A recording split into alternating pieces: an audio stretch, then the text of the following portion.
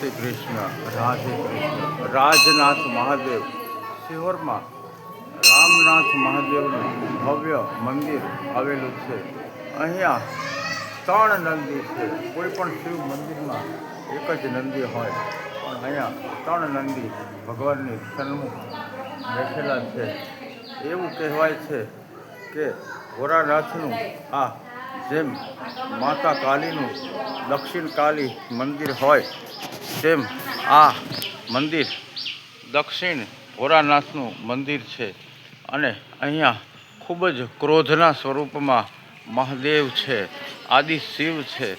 એટલે એનો ક્રોધ શાંત કરવાના ફલ સ્વરૂપ બ્રહ્મા વિષ્ણુ મહેશ 3 નંદી બની અને ભગવાનની સન્મુખ આવ્યા, ત્યારે ભગવાનનો ક્રોધ શાંત થયો.